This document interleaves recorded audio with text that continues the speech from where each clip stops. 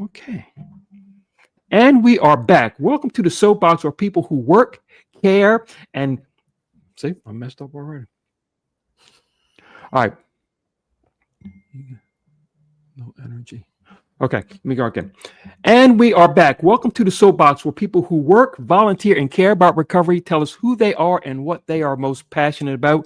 My name is Rich Jones, RN, and I represent Parenting Your Child in Recovery.com and the home website, secondstars.com. That's the number 2, NDSTARTS.com. Today, my guest is Nicole Hope Sylvester. Nicole is a stress fluency educator and coach. Nicole, first of all, thank you for being here. Thank you for having me. It's good to have you. I'm glad you're here because one of the things I am, most concerned about or passionate about, and what I try to do is help practitioners and everybody in recovery, do their jobs better. And stress is one of the major obstacles that people who are trying to care for other people run into. It sort of just comes back on you the more you try to give. You got to take on stress in order to relieve stress, I always believe. So it's good to have you here. And I think in listening to you a little bit before, what you have is even a little different and very interesting. So thank you for being here. Thank you so much. Thank you. I want you to right now give me that Cliff Notes version of Nicole and tell me who you are, how you got to where you're at today. Talk to me about Nicole. Okay. Well, who I am. So I am a coach, as you said, but I like to mostly I actually am referring to myself more these days as like a body guide because I'm trying to help people reconnect with their bodies. And stress is, to me, an indicator that we have lost that connection because we are pushing so hard that we're not taking care of ourselves. So I often say that stress is actually, we can use stress as a strategy, something positive, as opposed to something we're just trying to ignore or push away or avoid. It's just information from the body. How I got here was from being massively stressed out. Okay, all right, and just kind of figured out ways to get a hold of it. And yes, I actually, when my children were young, 2 and 5-ish, I was not knowing that's what it was, but in the moment was so ill and rashy and couldn't sleep and couldn't swallow and couldn't think and all these things, and realized, oh, it's just massive amounts of stress. Took me about 10 years to get to figure out that that's what it was, but that's what drove me to this. Okay. Were you a coach of any other type before this, or did coaching come to your mind after you had these experiences? How did that work? Well, actually, by trade, originally I was a first grade teacher because I love children, which is part of what I'm hoping to get a combination of as I move forward, is to be working with adults and then kind of funding a side project to create a program for schools so that it's really easy to implement stress reduction, self-awareness, body awareness into schools, because that would keep a lot of people from a lot of problems later on if they knew as children how to manage these fun little pieces of information. And so I was a teacher, and then I actually was a fitness instructor, a trainer, and I would do both the nutrition and exercise training for people for a healthy body and mind. And then I moved into intuitive work and learning how to really understand people and empathically as well. And then all of this, I'm just let's put all those things together. What do you get? Teaching people how to understand their body. Okay. Excellent. Very, very interesting. Before we move on, just remind everybody that in the show notes, where we're talking about more, I'll give you some contact information for Nicole and how she can help you, and her programs. We'll have that in there. We also talk about if you were the parent or mentor or practitioner of a loved one or someone that you care about who is at risk, in trouble, or in active rehabilitation, parentingyourchildinrecovery.com. Go there, and we have information for practitioners and for concerned family. All right, Nicole, we're going to go to the good part now. I'm going to put you up on the soapbox, and I'm going to throw some things at you, and I want you to, in these things, you're going to, kind of tell us what's going on with stress fluency and give us some more of an idea of, what it really is, because it's a little different than I think most people are thinking about right away. So, okay. all right. So the first thing I'm going to ask you about, you brought up a little bit about being in touch and not ignoring our bodies during the stressful times. Yes, I would offer currently that the kind of pushing aside of our body awareness is like I call stress an epidemic that everyone's Okay. talking about, but not doing anything about.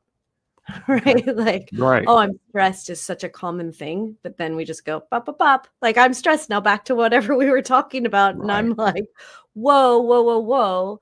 That's your body screaming at you that things are not working right, that things are off. And our first step in that is really learning to listen to our body instead of trying to ignore it or just quiet it or Mhm. push it aside. And so Right. stress fluency to me is like body literacy. I Okay. start paying attention to the information, the signals that my body is sharing with me. And now I can actually start taking action because that's all the body wants. It's just for us to do something. It's information, so we take action. That's the point of the whole system in my mind. The nervous Okay. system, the very nervous system is always trying to tell us a thing that we can do to stay alive, but it can go much deeper than that. And so that's what stress fluency is. It's knowing body language, your own Oh, personal version of it. And it's okay. a little different for everyone, but really not. I mean, the key is actually paying attention to begin with. Paying attention to be good. Okay. So, talk to me about the very role of stress. Why is that something we even have to deal with? What is with the stress thing? Okay. What is the stress thing? What's the Well, stress I thing? call it, like the nervous system to me is the primal body, and the primal body, I call body, I have so many words. The body's intellect, the body's knowing of how to stay Mhm. alive. Mhm. Our body knows how to stay alive. It really does. Like it's, all I'm sure in your nursing world, right? Mhm. Like it's always doing things to try to fight disease or switch this or move around that. I have a fancy Right. ankle that's growing a bunch of bone spurs to try to protect it, but it's always working for it to stay alive and Right. to stay, keep eating, keep drinking, have a social component built into it because I pretend like we're zebras. And if we live in a zebra herd, it's safer for us to stay social in the zebra herd. So Right. there's a social element involved. And it's just trying to keep us alive, which means that through that filter of survival, it's always giving us information. Pain is something. It's a thing. Right. It's a function of us getting curious about what that means. Like, did we actually acutely hurt ourselves, or is it tension that we've built up over the years, or is it Mhm. something from the past that keeps coming back? And the more that we just ignore it, the more I believe this kind of intelligent body starts getting angry. Okay. Like the more that we don't pay attention, right? Yes. Until people are having panic attacks or they're like laid out in bed from a sickness or an illness. And I listen to Gabor Mate a ton, and a lot of his I don't know, philosophy is not the right word. Theory is that, most autoimmune diseases are because the body's held on to so much stuff over the years that it's just Mhm. constantly afraid, like trying to attack anything and everything external and Okay. internal. And so there's this component of what is stress, and stress is information from the body for us to take action to stay alive. And we need to listen to it. And it could be as simple as retraining. It could be like having almost a conversation with the body and be like, what do you need from me right now? Do we Okay. need to go for a walk? Do we need to stretch and move? Do I need to drink more water? One of the first ways for people to retrain their nervous system or kind of create trust with the nervous system or the body is to go to the bathroom when they need to go to the bathroom. drink water when the body says we're thirsty. And the more that we come off that kind of natural path of listening to body signals, the farther our bodies hold more tension, the more that we are holding on to, because all of these non-actions are kind of getting stored in us. And shoulders up by ears, right? Trouble swallowing, all of these people who have diaphragmatic tension. And then all of those compiled inactions, if you will, start really manifesting as real things. Diabetes and heart disease and all of this. And because the more the body is stressed, higher cortisol, everyone loves that word, but it's very real. The more that cortisol is off, the more everything else is off. And so it's not even functioning properly. So it's really coming back to basic survival: eat, drink, go to the bathroom, sleep, the basics. And we don't even do that. Wow. Right. Do you find that just some of our societal belief systems, as you put it, or ways we handle certain situations, certain people, like I brought up healthcare workers, you don't want to, you want to look a particular way. You think these beliefs, how much do these belief systems contribute to where we're at today in our stress, diet? Our belief system, they drive our behaviors. I'm going to pause for a moment because I want to say this with clarity and succinctness. We have a primal body and a nervous system that's trying to stay alive, and all of that information gets filtered through our beliefs. And so whatever our beliefs are determine how we react to it. And if our beliefs, most of our beliefs that we use as adults are those that we created when we were younger, that we took in from either our parents or school or whatever. And it really depends on what we were exposed to, that we were like, this is how it's done. Right. And so we push, so if your belief has become that my job is to prove that I am perfect, which means I can never stop, which means I don't have time for self-care and self-management or self-awareness even. My goal is to always be looking externally for the next thing to prove my value, to show that I am worthy of a job or worthy of money or worthy of love, which is all that is. The more I don't take care of myself, the more I don't listen to signals. I have this external value to prove. And so, and that's pretty much where most beliefs at the shakedown of it come down to, are why we all push so hard and need to prove our value to people, is just that coming back to that zebra herd, inclusion and safety. So it's so big and so basic at the same time. Like, what is my body telling me and what is my belief about who I need to be right now? Period. Got it. Okay. Talk to me about what you say, and you mentioned to me about the relationship between the mind and the body and how we can view that. I think our minds and our body, we talk about gut instinct. So we know that our body has this kind of sentient self. We have intuition. The more there's lots more data coming out about even our body's coherence, like from the heart. When we practice gratitude, the whole physical body starts to come into coherence, the physiology of the body. And so these two pieces of us are always working together, right? Like this belief piece in the body. So body has information, brain and belief system, subconscious, all of this they're talking to each other all day. And the interesting piece is that they're always working. Even, in sleep, they're processing this, the two parts are still talking to each other. We're having dreams to process old stuff, right? Like there's a lot of things always happening.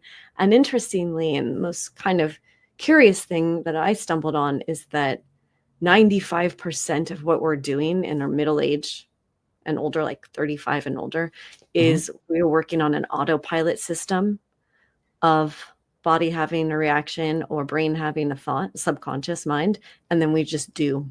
Like we just have pattern behaviors, pattern beliefs, and we're kind of like little baby robots. And it makes sense because it's easier. Right. Like in a brain computer system kind of way. If we just have these natural things, that doesn't require us to have to think too hard. So we're conserving energy, right? By not having to deduct and whatever. However, if we don't get curious about why we do what we do or say what we say or think what we think, then we can just kind of lose sight of that relationship between the body and the mind. And then we just wake up one day and our bodies feel horrible, or we can't sleep at night anymore. And we're just like, what's going on? And it's because we've kind of just, we're not even paying attention to the mind or the body at that point. It's just running in the background.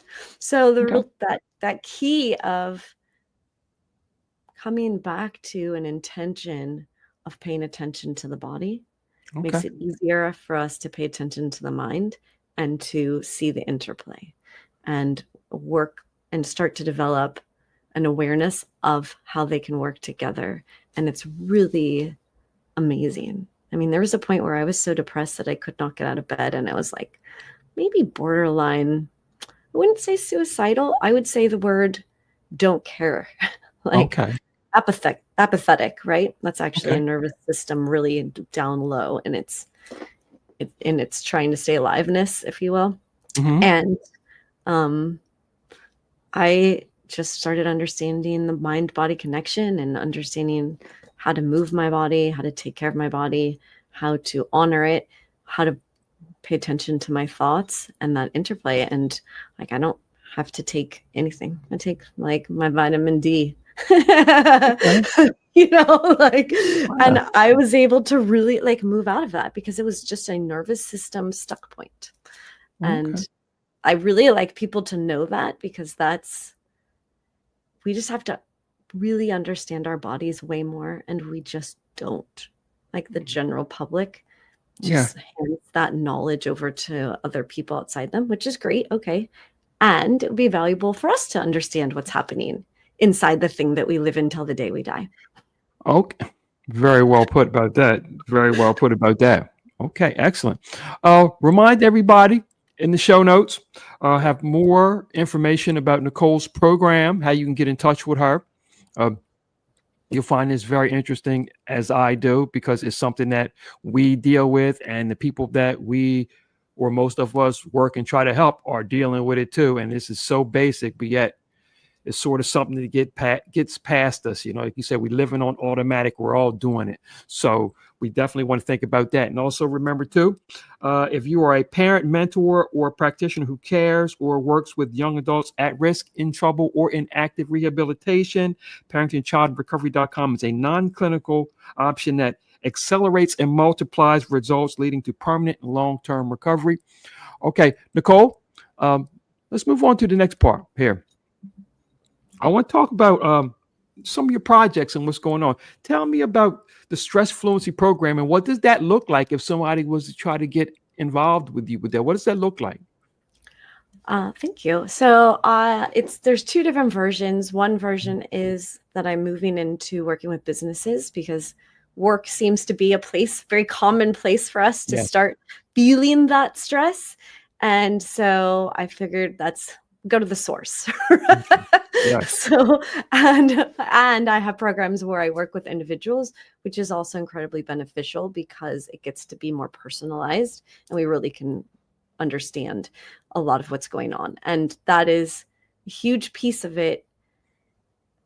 I created a framework to make it easy. It's not worth going through the whole thing, but I did create a framework called the Wiser Framework. And the idea is, instead of living harder, we live wiser. Instead of the struggle, we can be more aware and live from this kind of wiser knowledge about how our body and mind work together. But the main parts of that, really, the W and the I, is that work with people to get them back into their bodies. A fascinating thing that I've experienced a lot recently is I'll say, let's feel this emotion. And I'm like, where do you feel this emotion? And people go, and they point to their head. Oh, I feel that here. I feel that here. And I'm like, what about in your body? Nope. And we've commonly lost the capacity to pay attention to our body, often because it's so uncomfortable to feel it that people don't want to even, like, as a survival system, we turn off our attention to it. And so the very first step in all of this in both programs is this W, which is waking up to the sensations and emotions in the body, because that's the starting point, is just the intention to pay attention. Okay. And that takes a little bit of time just to practice, frankly. So that's a big one. And that's the easiest way, is that mindfulness practice of just remembering that in every moment, my job is to be engaging in life through my senses, the way we were designed, and not be so distracted with what has happened or what could happen and all of that, right? Just being present in the body.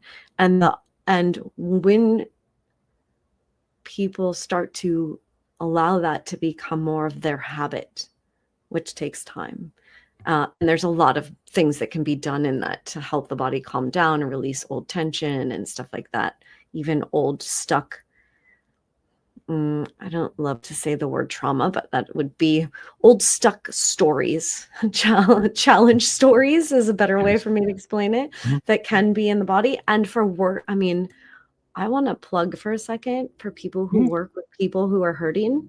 Yes. So nurses, and like you keep, talking about working with children who are struggling, all of that. We have nervous systems that read other people's nervous systems. So that means that when someone near us is hurting, our bodies are also to some degree hurting. And so it is essential, I would say is the correct word, that people and industries who are working with, and that includes teachers, anytime we are really working with people in that healing or teaching capacity, where we have to be in our best and not show the stuff that's coming up for us, it is essential for us to find ways to, what I call is like off gas it later, like on an Instapot, where you slowly release that because it's in us. We've taken it on. We are holding our own stuff. We're holding that space for others. We're taking on their nervous system dysregulation. I promise it's happening. And their emotions and their pain and their struggle. And it becomes a piece of us. And if we don't do the work, the intentional release to let it go, it will build up. And I have quite a few nurse friends, and their physical bodies are struggling all the time. And I'm like, you've got to, and a lot of that's fascial movement, it's breath work, it's feeling to heal, like feeling is healing. And all of that. And I just want to say, like, huge gratitude and compassion for people who do that work. And also, in order for you to keep doing that work at your best, you have to do the self-care. It's essential to make it sustainable, right? Otherwise, it can't continue. Anyway, so once you get the body back, that's the W. We're paying attention. We're like, oh man, it's a mess in here, right? Like, we start doing the things, the daily little tiny practices to slowly, like I said, off gas, like letting the air slowly out of the Instapot. Then we have more capacity and space to actually pay attention to our thoughts and beliefs about situations. And when we can do that and know why we react the way we react or behave the way we behave, we have power again. And we're not on autopilot so much, right? We get to come back to going, oh, this is why I feel this way. Oh, I can do something about that, right? This is why I think about the second when, when this happens to this person or someone says this to me, my first reaction is this tense tightness. And that's interesting. Why? And then I get to come back to having the power over that. Is this true for me still? Or is this an adaptive belief I had when I was younger? And this matters so much. And as you continue down, the rest of the wiser framework is just, S is just self-care for sustainability. Once you start recognizing it, you can actually start doing something about it. The E is the empowerment, which means you start taking more control over your own life, which you do because things start to align when you have more capacity. And the R is understanding how to recalibrate, like again and again and again, because we are constantly changing. Our environments are changing, the people in our lives, we are changing ourselves. And so we need to be with more power to know how we need to get back to our center, to feel good in our bodies again, to feel healthy, to have space, to listen to others and be there for people in our career without sacrificing our own well-being. And that's really a big deal. Right. Very, very. I thank you for that, because that's exactly my real basis.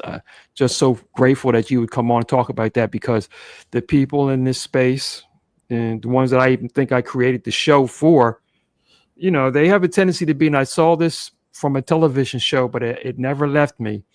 A sin eater. I said, you're going to absorb what you're trying to help. You be careful that you don't want to, at least be knowledgeable about what's happening to you, because it's going to happen. We're human beings. We're going to take on what we're trying to help. It's just, just the way it is, technical or not. That's the way it is. So I appreciate you even bringing that to mind. You do retreats also?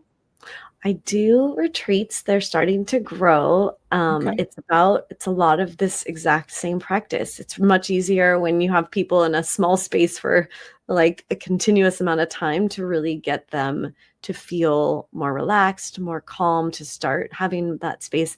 And most of the work that I do with retreats are in nature, because there are things called like the 3-day effect. Being in nature allows your nervous system and everything to start to regulate naturally again, because we are nature. So wouldn't that be a thing if the way that our body was designed, like the environment our body was designed to live in, would actually, because it does, like give us faster relief, because that's what we're already predisposed to be, like in the environment we're predisposed to be in. So nature's a huge healer. And if you can't come to a retreat, just go outside or touch a plant. I mean, I don't want to get into the science of all of that, but there are so many ways that we can engage in natural settings or with living plants and animals. The value is massive. Yes, I agree with that. My wife has a house full of plants, and it is extremely helpful. I tell everybody, if you can do plants, do as many as you can. It's something about it, Well, boost your immune cells count, like the T cells. Are those right? Is that the right word for that? But even all the phytotoxins that release from plants actually help our nervous system, our immune system, boost up immunity, which is huge.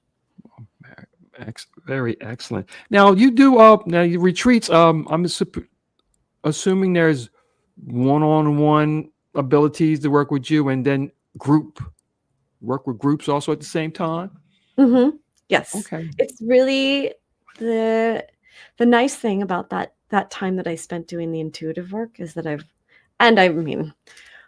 I am a super empathic person to begin with, just like I believe most nurses. People that end up working with people have already this gravitation towards them because they can feel and want to heal and serve and stuff like that. But my work with people one-on-one is I get some really beautiful intuitive knowledge about what they need faster than in group settings. Group settings are great for learning and understanding and practicing tools. One-on-one is just a beautiful space for me to offer deeper, more personalized insight. Very, very nice. Very nice. Okay, everybody, listen. Again, pay attention to the show notes on this show. You'll be able to find Nicole, find out where she's at, get some more tidbits. Maybe that might be a good idea if any of you are in controls of groups of workers, directors of nurses, trust me, I know this one. You might want to think about this because I'm sure that you've got a herd of people who are miserable. Sorry to say it, but so remember, I'll get that information out. And also, we also talk about parenting your child in recovery. If you're a parent, mentor, or practitioner who loves, cares, or works with the young adults at risk, in trouble, or in active rehabilitation, parenting your child in recovery is a non-clinical accelerant and multiplier of your results. There's information for support loved ones, and there's information for practitioners. Okay, Nicole, again, thank you so much for what you've helped us with. I appreciate you coming on. This is extremely valuable. As a matter of fact, this kind of thing means everything, because without the ability to maintain yourself, you're not going to go on and you're not going to be effective. That's, it's quite as simple as that. So it's true. Yeah. And if you don't mind, I just want to add one tidbit to that, that work with kids and others. If you've ever wanted a good reason to justify your self-care in those situations where it's so easy to let ourselves go to trying to help and save somebody else, the more that our body gets, this is coming back to that nervous system thing, the more that our body gets run down and stressed out, it is actually affecting that person by then adding to their stress.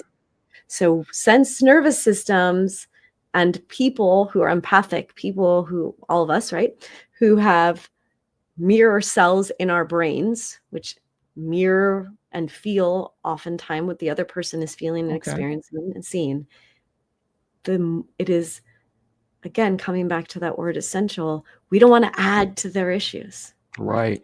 Which means we have to keep our bodies even more calm, even more relaxed, even more at ease, and our brains and our capacity to be even more adaptive and flexible to people's circumstances, which means that really it's that kind of oxygen mask thing, which I know is hyper used, but we have to put our oxygen mask on ourselves, or actually we may be doing more harm with our added stress to what they're already feeling. And then they aren't going to feel better around us because we have this ball of stress that they're noticing, but we're smiling on the outside, but they're feeling what we're feeling on the inside.